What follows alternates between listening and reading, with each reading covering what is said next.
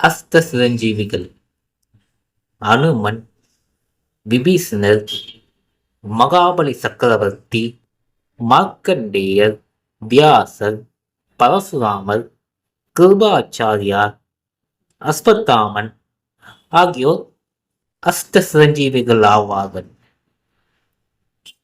அனுமன் எந்த எதிர்பார்ப்புமின்றி ராமருக்கு தொண்டு செய்வது மட்டுமே தன் பிறவிக்கடன் என வாழ்ந்தவர்.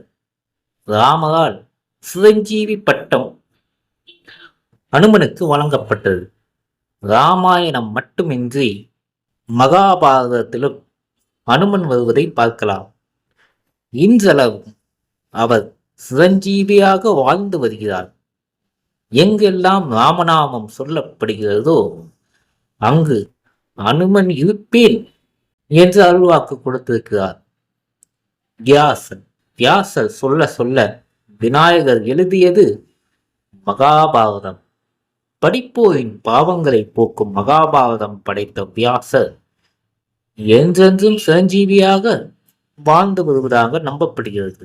விபீஷணன் ராவணனின் தம்பியும் இலங்கையை ஆட்சி செய்தவருமான விபீஷணனும் சிரஞ்சீவிதான். அண்ணன் என்றாலும் அதர்மத்தின் பக்கம் நிற்காமல் ராமருடன் நியாயத்தின் பக்கம் நின்றதால் அவர் சிரஞ்சீவி பட்டம் பெற்றார்.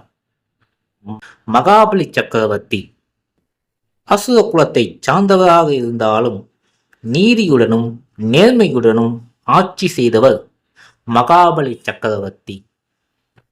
அதனால் தங்கள் தேவர் பதவிக்கு ஆபத்து வந்துவிடுமோ என்று தேவர்கள் அஞ்சினர்.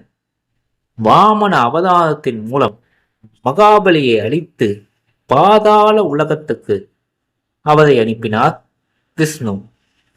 அவரும் சிரஞ்சீவியாக வாழ்ந்து வருகிறார். ஆண்டுக்கு ஒரு முறை தன்னுடைய நாட்டு மக்களை சந்திக்க அவர் வருகிறார்.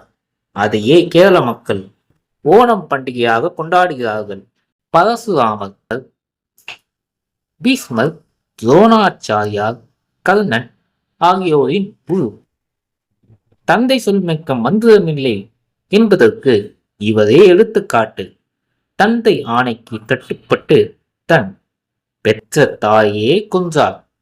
மீண்டும் தவ வலிமையால் தாயை உயிர்ப்பித்தார். ராமாயணம், மகாபாரதம் என 2 காவியங்களும் இவரை சிரஞ்சீவி என்று போற்றுகின்றன.